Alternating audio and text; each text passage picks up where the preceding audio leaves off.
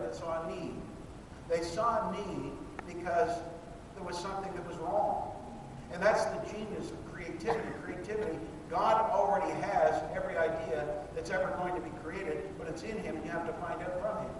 Amen. This guy simply, in this, got this guy who designed the Bowflex, is dead now, but this guy, who's probably in his early 50s, decided to go with this lock. And I looked at the lock and how I found out through my daughter. My daughter had it because what happens is you put it on the door, you put it up high enough, kids can't get out of the house. They need a couple of strong fingers to turn it. It's the greatest thing for swimming pools that people can't get out the back door. And I thought, what a creative idea, what a genius of an idea. I've got to meet the man who created this. So I took the time and I called him when I was in Arizona at the time, and I called him.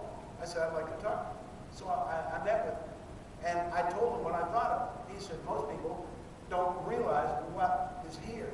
Because most people see it on a shelf and never buy it. And it's about $35 to buy one of these locks.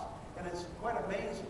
And I thought, if anyone knew what they had, they would never buy another deadbolt. They'd buy these locks. And what they do is put them on every door, because all you do is just flip them over. Not only for safety, but for protection. And an amazing idea. So the more I got talking to him, the more I found out what his cost factor was. And then I found out that now he was having these things produced in China. And what it was costing him to produce in Canada and shipping them to America and the rest of the world was somewhere around the $12 mark. But he was getting them for about $2 made in China. Isn't that amazing? Same product made there. But one of the problems that we're facing some serious problems with paint, toxic with children, and toys. Toys are being taken off the market by millions. Why? Because your kids can get poisoned. Because man has thought of compromising so much so that what happens, we're going offshore to do everything. General Motors has lost more money in this year than it's ever lost. Major corporations don't have a foundation any longer. In Canada, you used to look at Timothy Eaton Company and think there was surety here. I mean, they'll always be there until I die. At least they've been around for the last 100 or 200 years. And the thing is, all of a sudden, bang, what you thought was sure is gone. And sometimes you get sick and tired of just trying to rely upon the strength of an individual, realizing that your paycheck's coming from a company that you don't know exactly what's going on in the background. So many things that we put.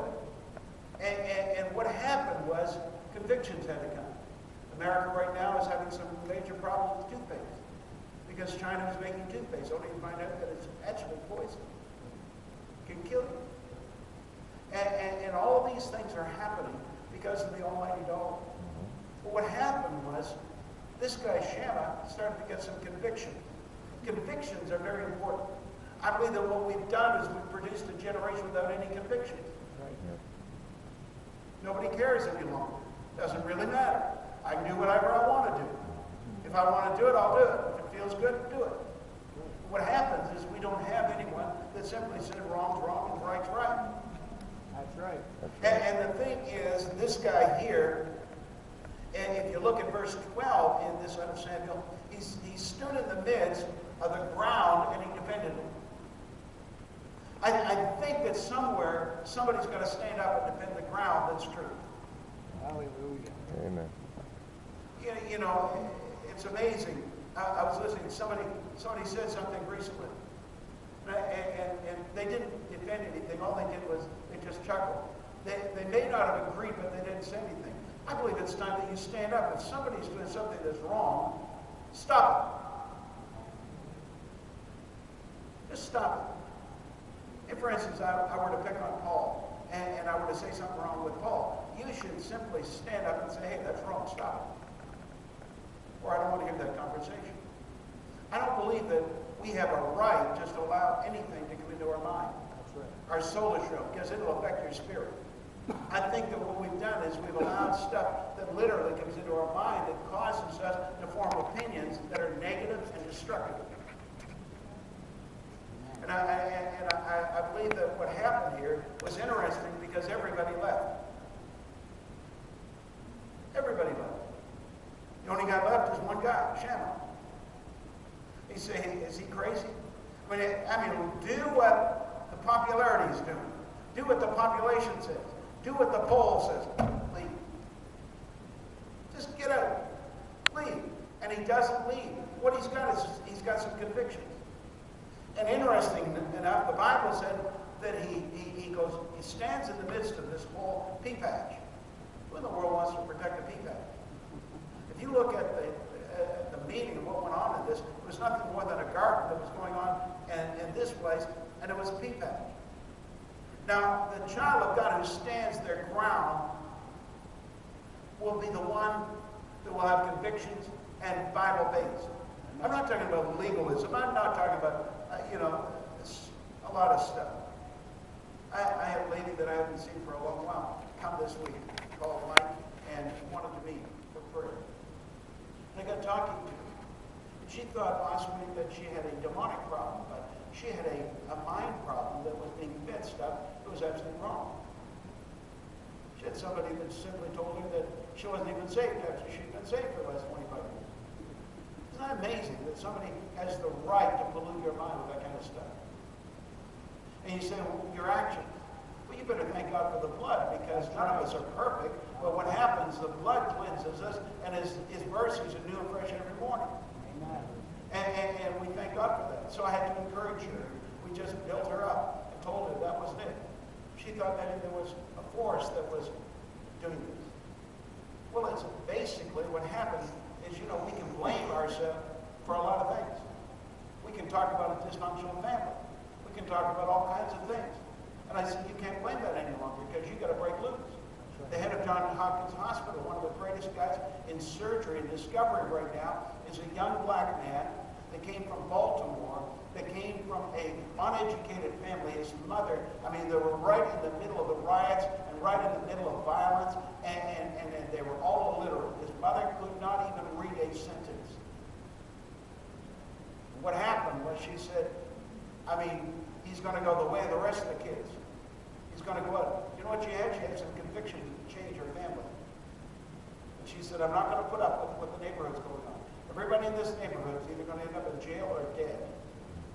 That's the way it is right here. So I'm going to take my son, and I'm not going to allow him to watch the idiot box. Plain words, no TV. And I'm going to get him to read a book every week. So what happened was he started reading. And he read. And he read. And he read. And he read. Until absolutely his IQ went right off the chart. And went off after the high school to university. And then one scholarship after another. And went off. And became a medical doctor and researcher. Well, one of the things that I enjoyed about this whole story was that was the end of it. His mother was so moved by what happened with her son that she started to read. She started to read. And when I saw her, she was an elderly lady, getting honored for her doctorate degree. And I thought, isn't that an amazing thing? That she didn't stop with her son. She changed it because she had some convictions that I don't have to live this way. Hallelujah. You see, everything, and it's like Mike and I told this lady, everything is a choice. You make a choice. And there's a consequence to your action. Everything you do. And Shammah says, you know what I'm going to do? I'm going to have some convictions. I'm not going with the rest of the crowd. I choose not to go with the rest of the crowd. I choose to stand ground. I choose to stand and fight against the enemy. That's exactly what he does. Everybody ran, the crowd ran, and the majority ran, but not this man of conviction. His life was governed by principle, not by people. Convictions are not swayed by popularity votes or opinion. Shammah had a Bible-based conviction. He saw the place where he was as valuable. See, if you don't care what goes on, you have no value to it. If you just don't care, there's no value to it. But the moment you start to realize there's something there, to everyone else it was just an old pea patch. Well, we can grow peas anywhere. We can do that. And to the rest, it wasn't valuable enough to defend. We're hearing it. It was good, looked good, produced food, but it wasn't valuable enough for me to defend it. And so what the people did, they fled, but not Shammah. He probably said, this is my land. In order to get me out here, you're going to have to kill me.